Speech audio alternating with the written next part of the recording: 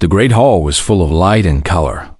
Thousands of candles burned in crystal holders that hung from the ceiling. The walls were covered with paintings of old Valari kings and queens. Long tables were covered with white cloth and filled with more food than Taiho had seen in years. There was meat from animals he did not know. There were fruits and colors he had never seen. There were drinks in tall glasses that glowed with soft light. There were cakes and sweets and dishes that he could not even name. The Valari nobles sat at the tables, eating and drinking and talking. They wore their finest clothes. The women wore dresses of silk and gold. The men wore coats with jewels on them. Everyone looked beautiful and rich and powerful. Taiho stood at the entrance to the great hall. He still wore his old armor. He had cleaned it as best as he could, but it was still old and worn. The scars on his face were still there. The gray in his hair was still there. He looked like exactly what he was. An old soldier. A tired man. A human. The assistant, Junho, stood next to him. Junho looked at Taiho's armor and frowned. "You could not find better clothes?" Junho asked. "This is what I have," Taiho said simply. Junho shook his head. "The nobles will laugh at you?" "Let them laugh," Taiho said. "I did not come here to look pretty. I came here to talk to the queen." Junho did not know what to say to that. He had never met someone who did not care what others thought of them. All the Valari cared very much about what others thought. They spent hours choosing their clothes. They spent days practicing what to say. They worried about every small thing. But this human did not seem to worry about anything. "Come," Junho said. "I will take you to your seat." They walked into the great hall. As they walked, people stopped talking and turned to look. Some of them pointed. Some of them whispered to each other. Some of them laughed behind their hands. Taiho heard them. He saw them, but his face did not change. He just kept walking, his boots making heavy sounds on the stone floor. Junho led him to a small table at the edge of the hall. It was far from the main table where the important people sat. It was near the door to the kitchens. It was a table for people who did not matter. "This is your place," Junho said. "You will wait here until the queen arrives." Taiho looked at the table. Then he looked at Junho. Then he sat down without saying a word. Junho walked away, happy to be done with the strange human. Taiho sat alone at his small table. Servants brought him food and drink, but they did not look at him. They put the plates down quickly and walked away, like they were afraid to be near him. He did not mind. He was used to being alone. He ate the food slowly. It was strange, but not bad. Some of it was too sweet. Some of it was too sour. But he had eaten worse things in his life. Much worse things. During the long wars, he had eaten whatever he could find. Dead animals. Old bread. Roots from the ground. Once, he had gone 3 weeks without any food at all. This was good compared to that. As he ate, he watched the Valari nobles. He watched how they talked to each other. He watched how they moved. He watched who was friends with who and who was enemies with who. He watched the small things that people did without thinking. The way they held their glasses. The way they looked at each other. The way they smiled or did not smile. This was how Taiho had stayed alive for so long. He watched. He learned. He understood. And what he understood now was that these people were soft. They had never known real hardship. They had never been hungry. They had never been cold. They had never had to fight for their lives. They were like flowers in a garden. Beautiful, but weak.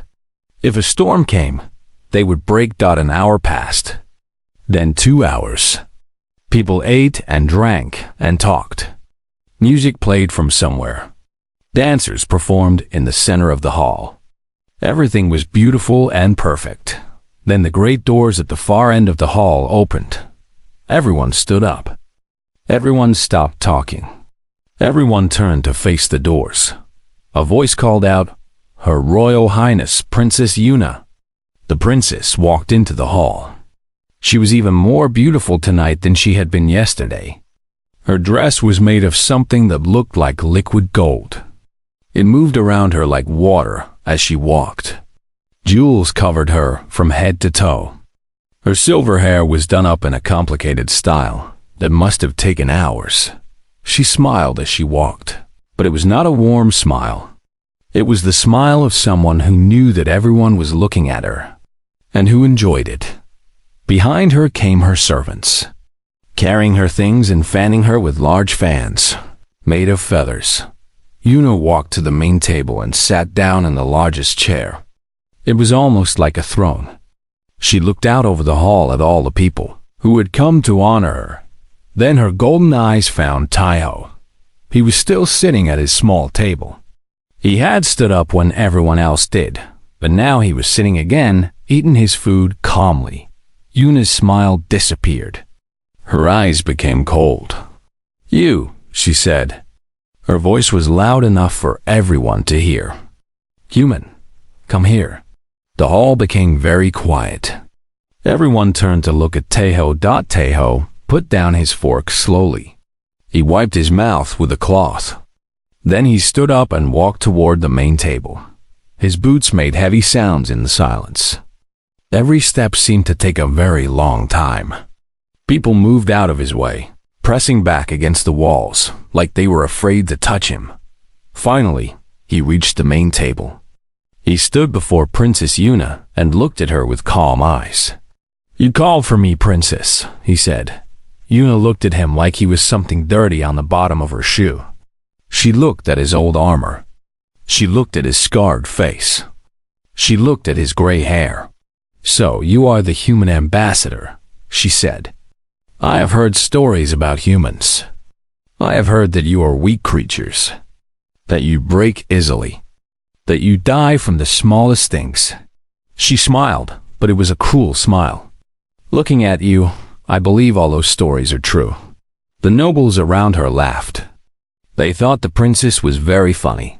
Taiho did not laugh. His face did not change at all. "I am old," he said simply. "And yes, humans are not as strong as Valari. We do not live as long. We get sick more easily." He paused. "But we are still here." Yuna raised one eyebrow. "What does that mean?" "It means that despite all our weaknesses, humans have survived. We have grown. We have spread across the stars.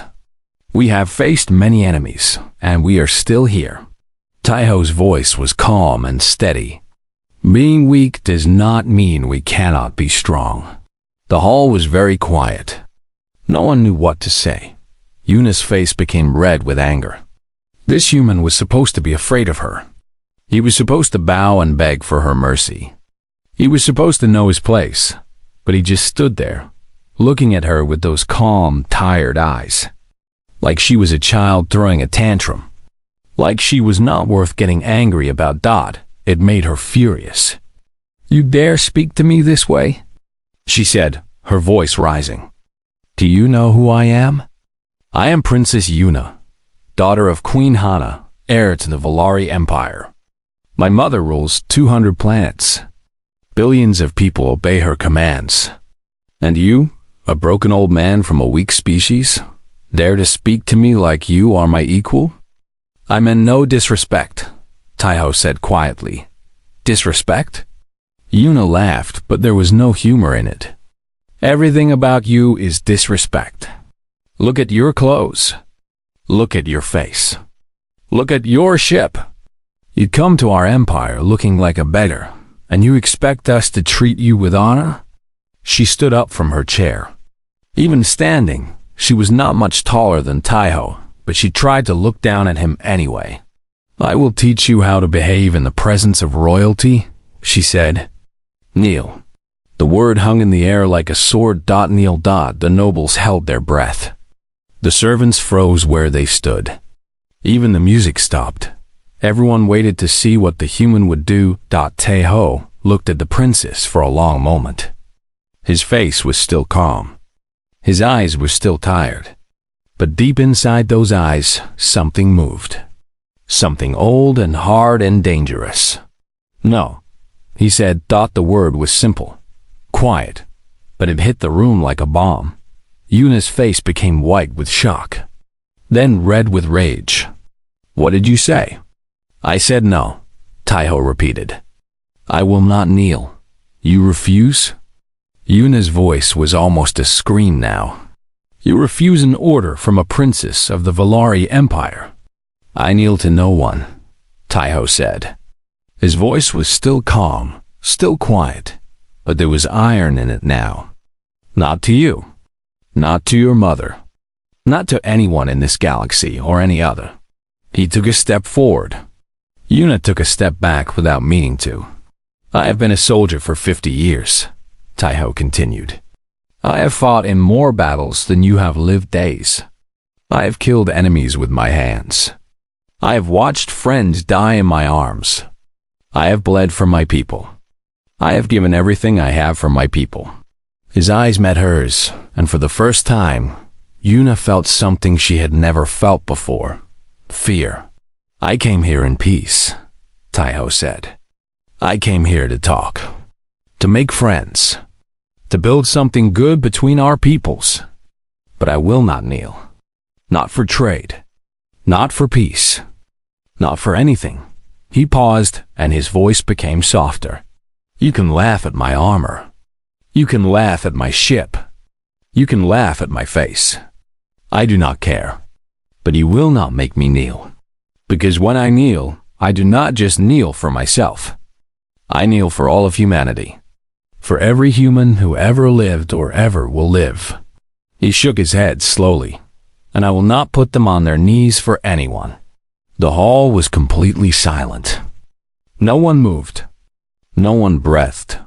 Yuna opened her mouth to say something, but no words came out. She was frozen, caught in those calm, tired eyes that suddenly did not seem so tired anymore. The ship was old. Everyone could see that. It was not shiny like the Valari warships. It was not big like the trading vessels that came from the rich planets. It was small, gray, and covered with marks from old battles. The paint was coming off in many places. There were holes that had been fixed many times. The Valari guards looked at each other and laughed quietly. This was the ship from Earth?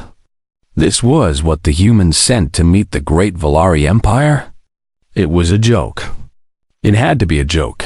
The ship landed slowly in the royal landing area. The engines made loud noises, like an old man breathing hard after walking upstairs. Steam came out from the sides. One of the landing feet did not work well, so the ship sat at a small angle. Princess Yuna stood on the high balcony with her servants. She was young and beautiful, with skin that was light purple, like the flowers that grew in the royal gardens. Her eyes were large and golden, and her silver hair fell down her back like water. She wore a dress made of the finest cloth in the empire, and jewels hung from her neck and wrists. She was the daughter of Queen Hana, the ruler of the Valari Empire. The empire controlled 200 planets. Their ships were the fastest. Their weapons were the strongest. Their people lived for 300 years. They were powerful, and they knew it. Yuna had never met a human before. She had only heard stories. Humans were a young species. They had only been traveling in space for 200 years. Their bodies were weak. They lived for less than 100 years. They got sick easily. They needed to eat and sleep much more than Valari people.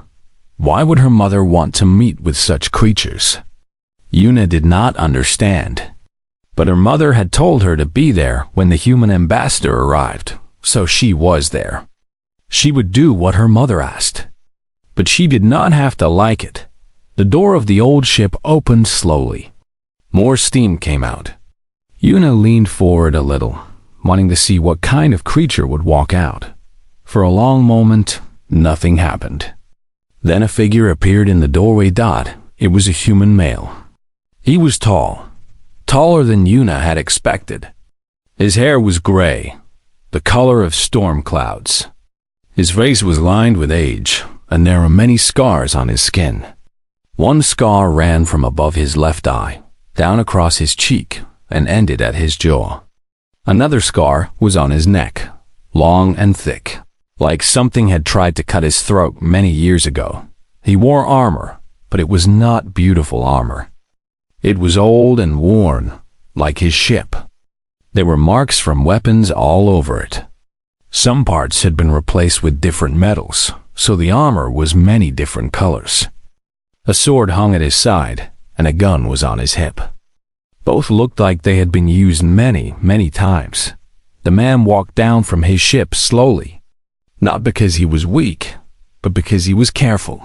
His eyes moved around the landing area, looking at everything. Looking at the guards, looking at the buildings, looking at the weapons that everyone carried. His name was Taiho. He was 72 years old. For a human, that was old. Very old. Most humans his age stayed home and rested. They played with their grandchildren. They sat in the sun and remembered their younger days. But Taiho was not like most humans. He had been a soldier for 50 years. He had fought in more battles than he could count. He had killed enemies with his hands, with his sword, with his gun, and with his mind. He had seen friends die. He had buried them himself. He had almost died more times than he could remember died. And now, after all those years of fighting, his government had asked him to do something different. They had asked him to be a diplomat, an ambassador. They wanted him to go to the Valari Empire and talk about peace, about trade, about working together. Taiho had not wanted to come. He was tired. His bones hurt when it rained. His eyes were not as good as they used to be. He wanted to go home to his small house by the sea and fish for the rest of his days. But his government had asked. And Taiho had never said no to his people. Not once in his whole life. So here he was, on a strange planet, surrounded by aliens who looked at him like he was dirt on their shoes. He did not care about their looks. He had faced much worse than looks. A Valari official walked toward him. The official was tall and thin, with the same purple skin and golden eyes as the others. He wore fine clothes and held a tablet in his hands. "You are the human ambassador?" the official asked. His voice was cold and flat. "I am," Taiho said. His voice was deep and rough, like rocks grinding together. "I am Junho, assistant to the royal court. You will follow me. The queen will see you tomorrow. Tonight you will stay in the guest quarters." "I would like to see the queen today," Taiho said calmly. Junho looked at him with surprise. Then his face became angry. "You do not make demands here, human. The queen is busy. You will wait until she has time for you." Taiho looked at Junho for a long moment. Then he nodded slowly. "Very well. I will wait." Junho seemed surprised that Taiho agreed so easily. He had expected the human to argue, to fight. But the old man just stood there, calm and patient, like a rock in a river. "Follow me," Junho said, and began walking toward the main building. Taiho followed. As he walked, he looked around at everything. The buildings were tall and beautiful, made of white stone that shined in the sunlight. Gardens grew everywhere, full of flowers and trees that Taiho had never seen before. Fountains sent water high into the air. Servants in fine clothes walked quietly on the paths. It was beautiful. Taiho could admit that. The Valari knew how to build beautiful things. But he also saw other things. He saw the guards with their weapons. He saw the walls that surrounded the royal area. He saw the defense towers hidden among the gardens. He saw the way the servants looked at him with fear and disgust. He saw that the Valari were proud. Too proud. They thought they were better than everyone else. They thought no one could hurt them. Taiho had seen that kind of pride before. He had seen it in enemies who thought they could not lose. He had seen it in generals who thought they were too smart to make mistakes. He had seen it in kings who thought their power would last forever, that it never ended well. Up on the balcony, Princess Yuna watched the human walk away. She could not believe what she was seeing. This was the ambassador? This old broken man in his ugly armor? This was what Earth sent to meet the greatest empire in the galaxy? Look at him, she said to her servant, a young Valari girl named Minji. He looks like he should be begging for food on the street, not meeting with royalty. Minji nodded quickly. Yes, princess. He is very unimpressive. Unimpressive? Yuna laughed. It was not a nice laugh. He is pathetic. Look at his ship. Look at his armor. Look at his face. He's old and ugly and weak. I do not understand why Mother agreed to meet with him at all. The Queen must have her reasons, Minji said carefully. What reasons could there be? Yuna asked. Humans are nothing. They are insects. They live for a few years. They fight their little wars, and then they die. They have nothing to offer us. Nothing at all. She turned away from the balcony and walked back into her rooms. Her servants followed her, carrying her things and opening doors for her. Yuna had been born into power. She had never known anything else. From the day she was born, people had bowed to her. They had given her everything she wanted. They had told her she was beautiful. They had told her she was smart. They had told her she was special, and she believed them. Why would she not? She was the daughter of the Queen. She was a princess of the Valari Empire. One day, she would rule 200 planets. Billions of people would obey her commands. What was one old human compared to that? Nothing. Less than nothing. That night, Taiho sat in his guest room. It was a nice room, much nicer than the places he usually slept. The bed was soft. The walls were painted with beautiful pictures. A window looked out over the gardens, but Taiho did not look at the pictures or the gardens. He sat in a chair by the window and looked at the stars. Somewhere out there, far away, was Earth, his home. The small blue planet where he had been born, where he had grown up, where he had learned to fight and to love and to lose. He missed it. He missed the smell of the ocean. He missed the sound of birds in the morning. He missed the taste of food cooked by human hands. But he had a job to do. His people were counting on him. Earth needed friends in the galaxy. They needed trade partners. They needed allies. And the Valari Empire was the biggest power in this part of space. If Taiho could make friends with the Valari, it would help Earth for generations. It would keep his people safe. It would give them a chance to grow and become strong. That was why he had come. Not for glory. Not for money. Not for himself. He had come for his people. For the children of Earth who would be born long after he was dead. He would do whatever he had to do. He would smile at people who looked down on him. He would be polite to people who insulted him. He would bow if he had to, even though his old knees hurt, because that was what a good soldier did. He did what was needed, even when it was hard, even when it hurt, even when no one said thank you. Taiho closed his eyes and tried to sleep. Tomorrow would be a long day. Far away, in the royal palace, Queen Hannah sat alone in her private room. She had heard that the human ambassador had arrived. She had heard that he was old and scarred and wore worn-out armor. She had also heard his name. Taiho. The name made her hands shake. The name made her heart beat fast.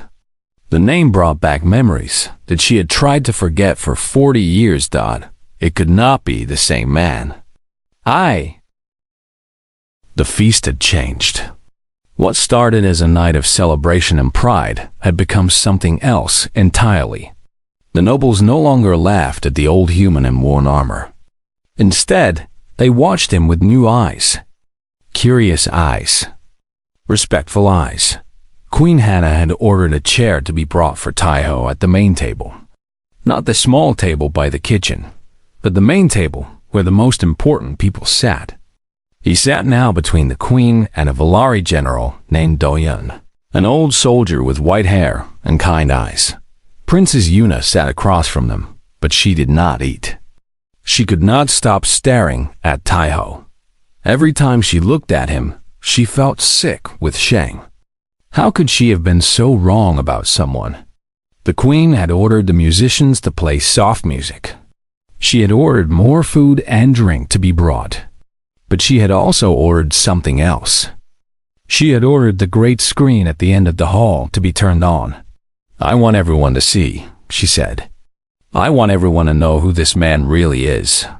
The screen came to life. At first, there was nothing but darkness and stars. Then, slowly, an image appeared. It was a battlefield in space. Broken ships floated everywhere. Fire burned in the emptiness. Bodies drifted in the void. It was chaos. It was death. "This is the Battle of Orion's Belt," Queen Hannah said, her voice carrying through the silent hall. 40 years ago, the darkest day in Valari history. The nobles watched the screen with horror. Some of them had heard stories about this battle. Some of them had lost family in this battle. But none of them had ever seen the recordings before. "We had sent our finest fleet to stop the Korath invasion," the queen continued. 300 ships, 50,000 soldiers, our best commanders, our best weapons. We thought we could not lose. On the screen, the Valari ships formed a beautiful line. They looked powerful, unbeatable. But then, from the darkness, thousands of Korath ships appeared. They came from everywhere.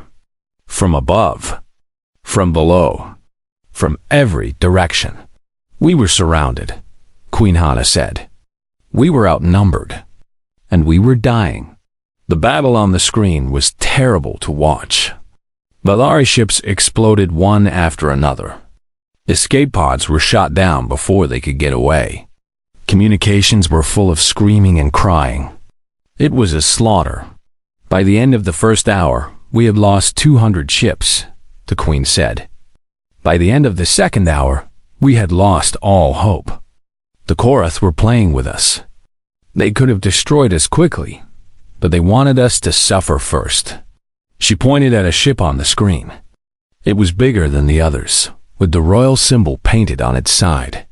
"That was my ship," she said. "The flagship of the fleet. I was the commander, and I was going to die." On the screen, the flagship was hit again and again. Parts of it broke off and floated away. Fire burned from inside. It was barely holding together. "The Korath sent 3 of their best warships to finish me," Queen Hannah said. "They wanted to kill the commander. They wanted to show everyone that no one was safe from them." The 3 Korath ships were huge. Each one was 10 times bigger than the dying flagship. They moved toward it slowly, like sharks moving toward wounded prey. And then, Queen Hannah said softly, something happened. On the screen, a small dot appeared. It was so small that it was hard to see at first. Just a tiny light moving through the darkness. "A human ship," Queen Hannah said. "So small, so alone, so far from home."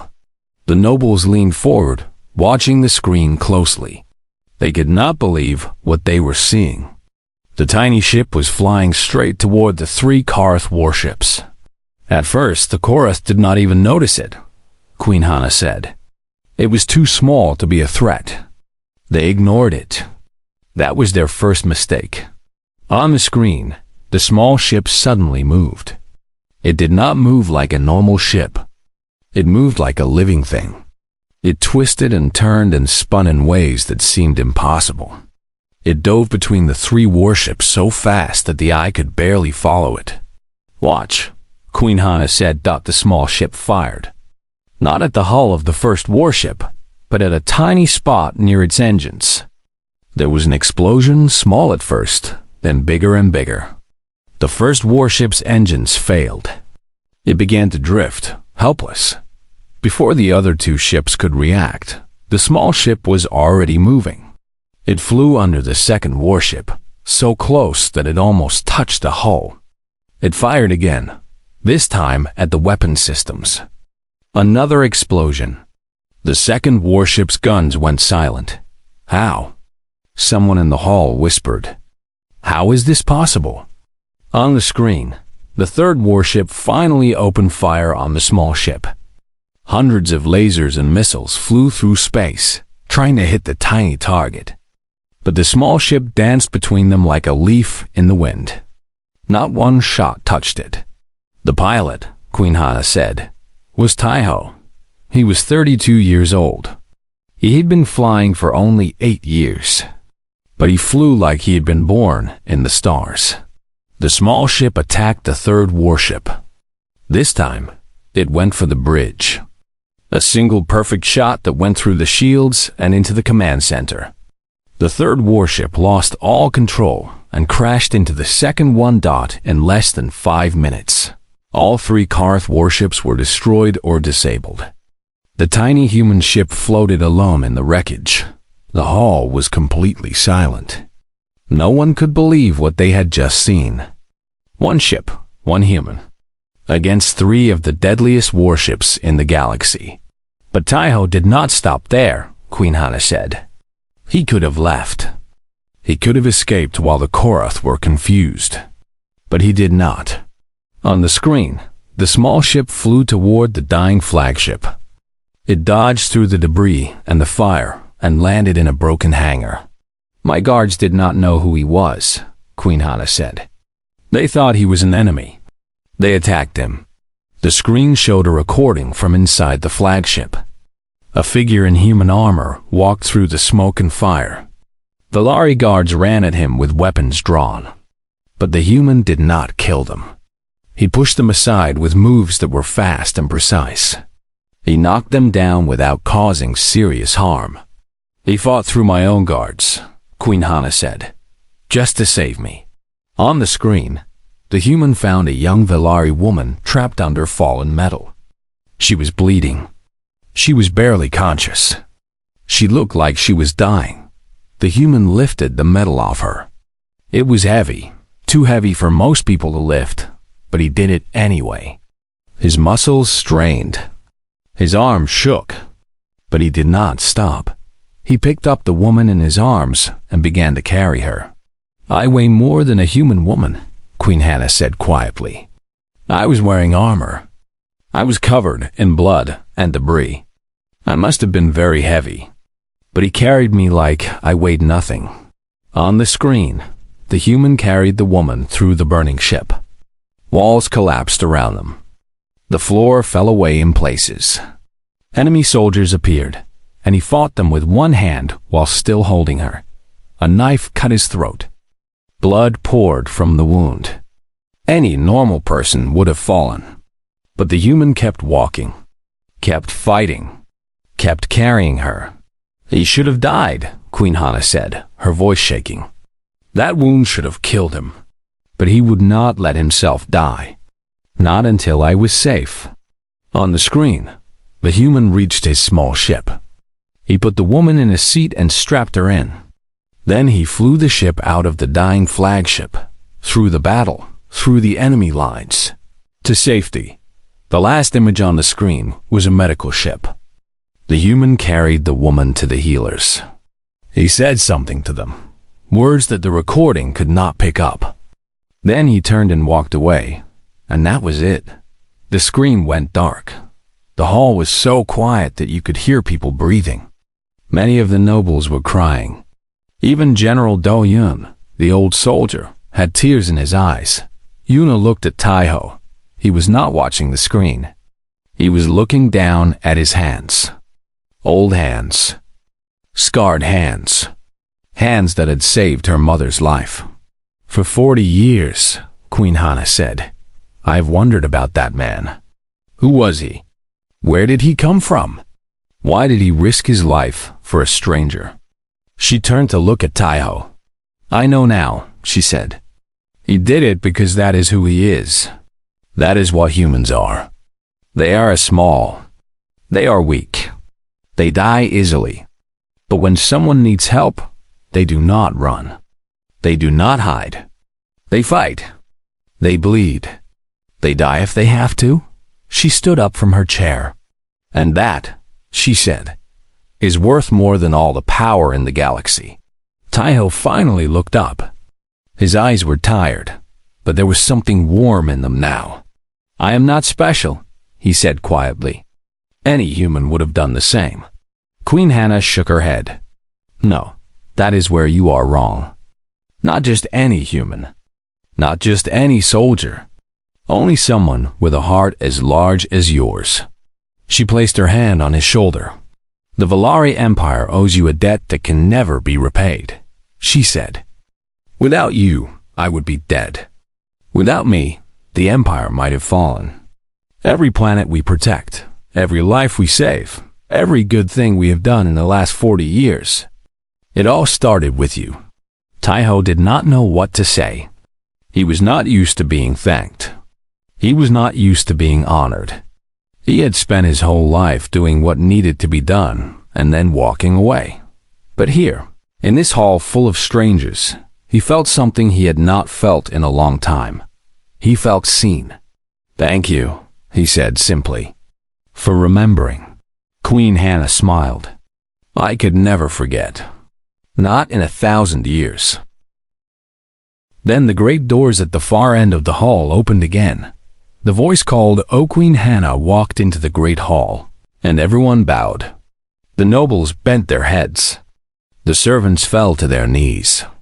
Even Princess Yuna stepped back from Taiho and bowed to her mother. Everyone bowed. Everyone except Taiho Dod. He stood alone in the middle of the hall, his back straight, his eyes forward. He watched the queen as she walked toward him. She was tall and beautiful, like her daughter. Her skin was the same light purple. Her eyes were the same golden color. Her hair was silver, but darker than Yuna's, mixed with hints of deep blue. She was older than Yuna, of course, but she still looked young by Valari standards. She might have been 100 years old, or 200. It was hard to tell. She wore a dress of deep red, the color of blood. A crown of silver sat on her head, simple but beautiful. She did not wear as many jewels as her daughter. She did not need them. Power flowed from her like heat from a fire. This was a woman who had ruled an empire for decades. This was a woman who had made hard choices and lived with them. This was a woman who knew what it meant to be strong. She walked toward Taiho, her steps slow and measured. The crowd parted before her like water before a ship.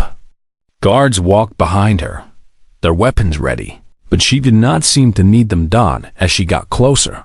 Taiho could see her face more clearly, and something in his chest became tight. He knew that face. He had seen it before, many years ago. It had been younger then, softer, covered with blood and tears and fear. But it was the same face.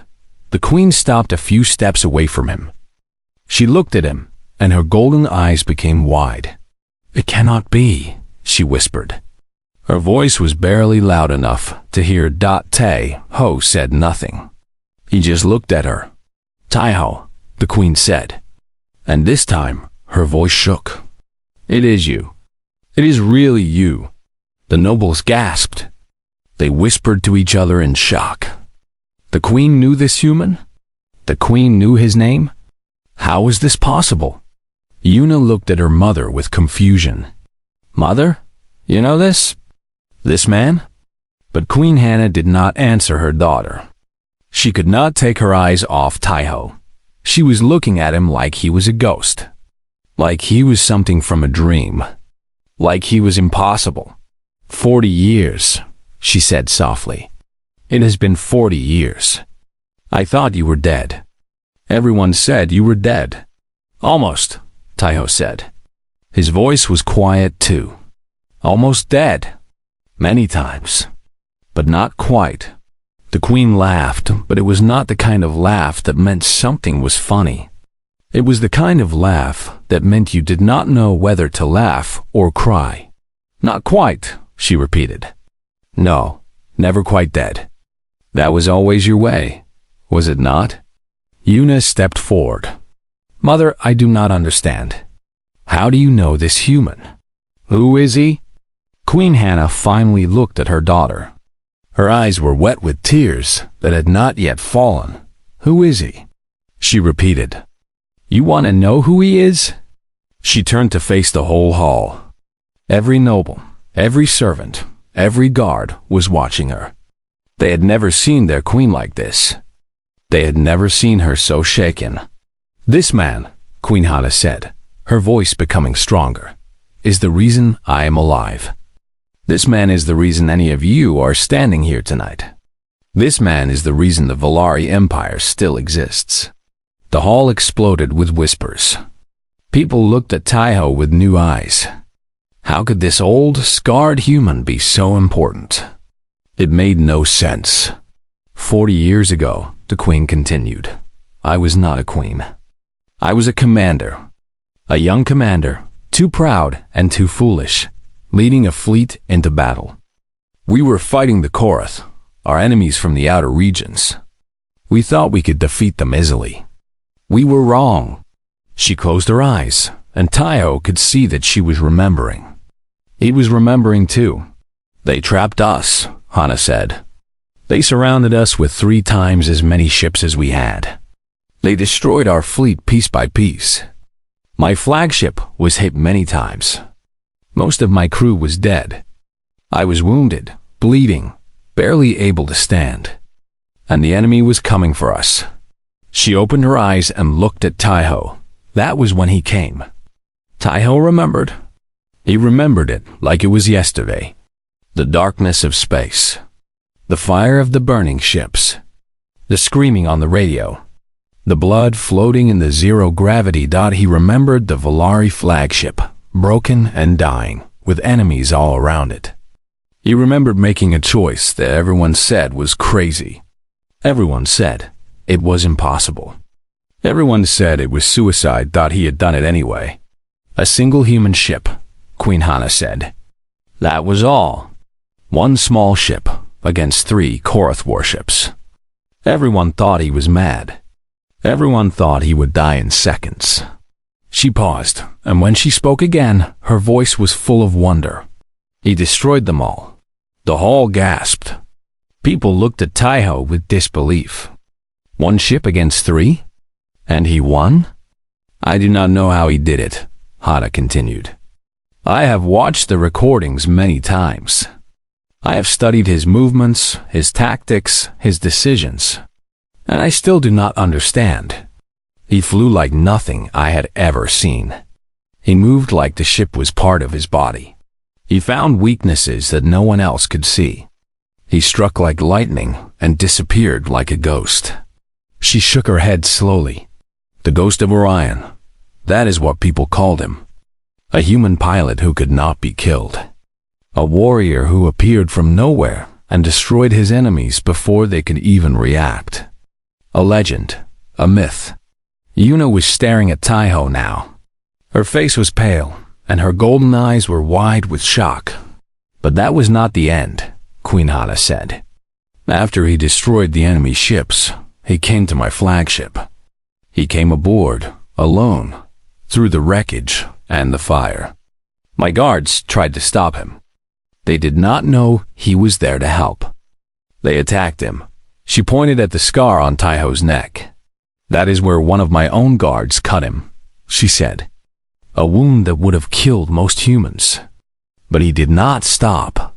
He fought through my guards, not killing them, just pushing them aside. And he found me. Taiho remembered that too. The smoke, the heat, the bodies of the dead. And in the middle of it all, a young Valari woman, trapped under fallen metal, bleeding from a dozen wounds. I was dying, Hannah said, her voice becoming soft again. I knew I was dying. I had accepted it. But this human, this stranger from a species I knew nothing about, picked me up in his arms and carried me. carried me through the fire, carried me through the enemy soldiers who were boarding my ship, carried me all the way to his tiny human vessel. She wiped a tear from her eye. He saved my life. And then he disappeared. He took me to a safe place, left me with healers, and vanished. I never got to thank him. I never got to know his name. All I knew was that they called him the Ghost of Orion. She looked at Taiho with eyes full of emotion, until now. The hall was completely silent. No one knew what to say. Everything they thought they knew about this old human had been turned upside down. Yuna felt like the floor was falling away under her feet. This man she had laughed at. This man she had insulted. This man she had ordered to kneel. He was a hero. He was her mother's hero. Why did you never tell me? Yuna asked, her voice small. Because I did not know his name, Queen Hana said. Because I did not know if he was even real. Over the years, the story became like a fairy tale. The Ghost of Orion. Some people said he never existed at all. Some people said he was just a legend made up to give us hope during the dark times. She looked at Taiho and smiled, but it was a sad smile. But he was real. He is real, and he is standing here, in my hall, after my daughter ordered him to kneel like a dog. Yuna felt her face burn with shame. She wanted to disappear. She wanted to run away and hide. She had never felt so stupid in her entire life. I did not come here for thanks, Taiho said quietly. I did not come here for glory or honor. I came here because my government asked me to. I came here to talk about peace. He looked at the queen, and there was something soft in his old, tired eyes. I am glad you survived, he said. I was never sure. After I left you with the healers, I had to go back to the war. I never knew what happened to you. I survived, Queen Hana said. I went home. I healed. And I used the lessons I learned that day to become a better leader. I stopped being proud and foolish. I learned to respect my enemies and my allies. I learned that strength does not come from power alone. She took a step toward Taiho. You taught me that, she said. Without ever saying a word, you taught me the most important lesson of my life. That true strength is not about how many ships you have or how many planets you rule. True strength is about what you are willing to do for others. Taiho shook his head. I did what any soldier would do. No, Queen Hana said firmly. You did what no one else could do. You did what no one else would do. Do not pretend it was nothing. It was everything. She reached out and touched his hand. Her skin was smooth and warm against his rough, scarred fingers. You have changed since then, she said quietly. You have grown old. Yes, Taiho agreed. Time does that to humans. But you are still here, she said. Still serving. Still fighting for your people. After all these years. Taiho nodded slowly. There was always another battle. Another war. Another crisis. My people needed me, so I stayed. Even when it hurt? Especially when it hurt. Queen Hana looked at him for a long moment. Then she smiled, and it was a real smile this time. A warm smile. A smile full of respect and admiration. You truly are a remarkable human, Taiho, she said. I am honored that you came here. I am honored that I get to see you again. And I am honored to call you a friend. She squeezed his hand gently. W. The night grew late, but no one wanted to leave the Great Hall. The story of the Ghost of Orion had changed everything. The nobles who had laughed at Taiho now looked at him with something close to worship. The servants who had been afraid of him now brought him food and drink with gentle smiles. Even the gods watched him with respect. But one person in the hall was still struggling with what she had learned. Princess Yuna sat in her chair, her hands folded in her lap, her eyes fixed on the table. She had not said a word since her mother finished showing the recordings. She could not. Every time she opened her mouth, she felt the shame burning in her throat. She had called him pathetic. She had called him weak. She had ordered him to kneel like a dog. And all along, he had been the reason she existed at all. If Taiho had not saved her mother 40 years ago, Queen Hannah would have died. Yuna would never have been born. The Valari Empire might have fallen to the Korth. Everything she knew, everything she loved, everything she was, it all existed because of this old, scarred human in worn-out armor. She wanted to apologize. She needed to apologize. But how? What words could possibly be enough? Across the table, Queen Hannah was talking with Taiho. They spoke quietly, like old friends catching up after many years. The queen asked about his life, about his battles, about his family. I had a wife, Taiho said. Sujin. She was a teacher. She taught children to read and write. Had? Queen Hannah asked gently. Taiho nodded. She passed away 10 years ago. A sickness that our doctors could not cure. I was on a mission at the time. I did not make it home before. He stopped. His voice was steady, but his eyes were full of old pain. I am sorry, Queen Hannah said. Truly sorry. She understood, Taiho said. She always understood. She knew that I could not always be there. She knew that my duty would take me away. But she loved me anyway. And I loved her. He was quiet for a moment. We had a daughter, he continued. Yunji. She is 45 now. She has children of her own. 3 grandchildren. I try to visit them when I can, but there is always another mission. Queen Hannah finished. Yes, there is always another mission. The queen looked at him with sadness in her eyes. You have given so much.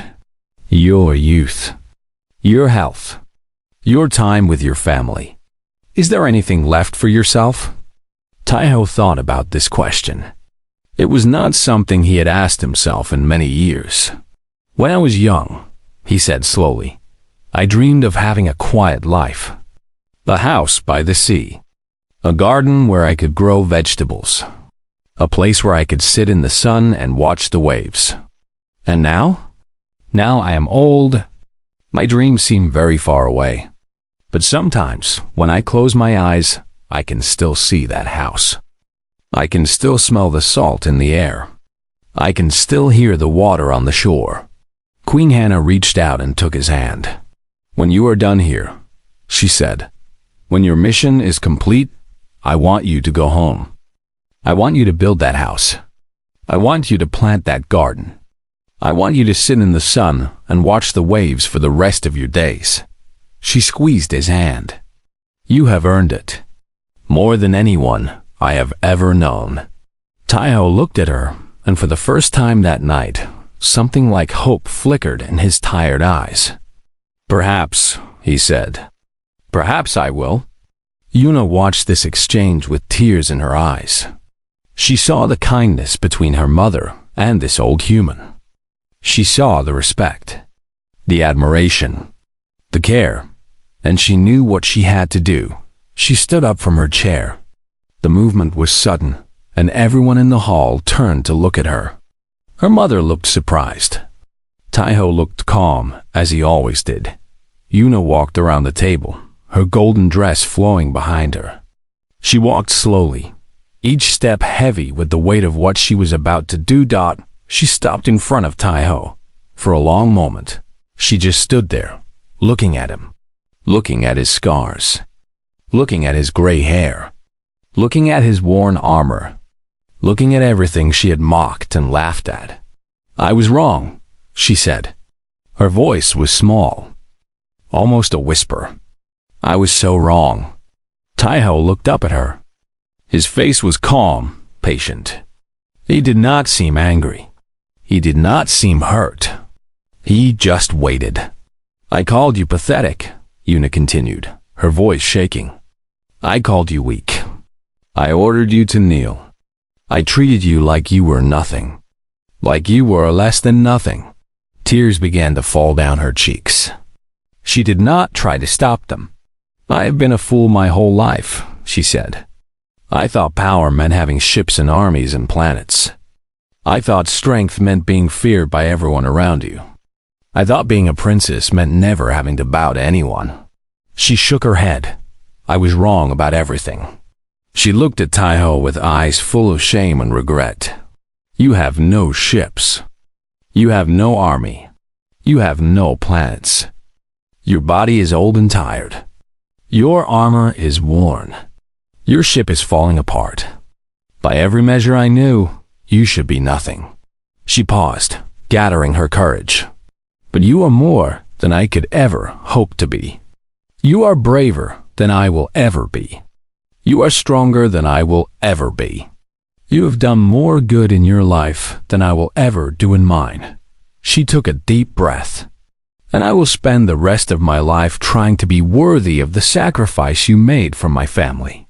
Then Princess Yuna, heir to the Valari Empire, ruler of 200 planets, the most powerful young woman in the galaxy, did something she had never done before. She knelt. She knelt before Taiho, the old human warrior. She bent her knees and lowered her head and placed her hands on the ground. The hall gasped. No one could believe what they were seeing. A princess of the Valari Empire kneeling before a human? It was impossible. It was unthinkable, but it was happening. "I am sorry," Yuna said, her voice breaking. "I am so sorry for how I treated you. Please forgive me." Taiho looked down at the young princess kneeling before him. He saw her tears. He saw her shame. He saw her pain, and he understood. He had been young once. He had been arrogant once. He had thought he knew everything and could do anything. He had learned hard lessons, just as she was learning now. Slowly, carefully, he stood up from his chair. His old knees protested, but he ignored them. He walked to where Yuna was kneeling and stopped in front of her. Then he reached down and offered her his hand. "Stand up," he said gently. "You do not need to kneel to me." Yuna looked up at him, confused. "But I was so terrible to you. I do not deserve." "Everyone makes mistakes," Taiho said. "What matters is what you do after. You have apologized. You have shown that you understand. That is enough." He helped her to her feet. She was crying freely now, her perfect makeup ruined, her golden dress wrinkled. "You are young," Taiho continued. "You have your whole life ahead of you. Use it well. Be kind to those who are weaker than you. Be humble, even when you have power. Remember that true strength is not about what you can take from others, but what you can give." He smiled, and it softened his scarred face. "That is all I ask." Yuna nodded, wiping her tears with her hands. "I will try. I promise I will try." Queen Hannah had watched all of this with tears in her own eyes. Now she stood up and walked toward Taiho and her daughter. "There is one more thing," she said. She looked at Taiho for a long moment. Then, slowly, she did something that shocked everyone in the hall even more than what Yuna had done. She knelt. The queen of the Valari Empire, the ruler of 200 planets, the most powerful woman in the galaxy. She knelt before an old human soldier. "What are you doing?" Taiho asked, surprised for the first time that night. "What I should have done 40 years ago," Queen Hannah said. "I never got to thank you properly. I never got to honor you as you deserved. Let me do it now." She bowed her head. "Thank you for my life," she said. "Thank you for my empire. Thank you for my daughter. Thank you for everything you have given and everything you have sacrificed. The Valari Empire will never forget what you did. And neither will I." Taiho looked at the queen kneeling before him, then at the princess beside her, then at the hundreds of nobles in the hall, all watching in stunned silence. He did not know what to say. He had never wanted glory. He had never wanted honor. He had just done what needed to be done. but looking at these two women, mother and daughter, kneeling before him with tears in their eyes and gratitude in their hearts, he felt something he had not felt in many years. He felt at peace. He reached down and helped the queen to her feet, just as he had helped the princess. "Thank you," he said simply. "Both of you," Queen Hannah smiled through her tears. "Will you stay here in the Empire?" "We would be honored to have Yao Thao." Thought about this for a moment. Then he shook his head. "No," he said. "I have a job to do. Peace talks. Trade agreements. The future of my people depends on it. I cannot rest until it is done." He looked out the window, where the stars shone in the darkness. "But when it is done," he said, "I think I will go home. Build that house by the sea. Plant that garden. Watch the waves." He looked back at the queen and the princess. "And maybe, one day, you will come visit me. We can sit in the sun together and talk about old times." Queen Hannah laughed softly. "I would like that. I would like that very much." That night, the feast ended late. The nobles went home with stories they would tell for the rest of their lives. The servants cleaned the hall and whispered about what they had seen. The guards stood watch and wondered what it meant, and in the guest quarters, an old human soldier sat by the window and looked at the stars. He thought about his wife, Sujin, who had loved him until the end. He thought about his daughter, Yoonji, and his grandchildren, whom he missed every day.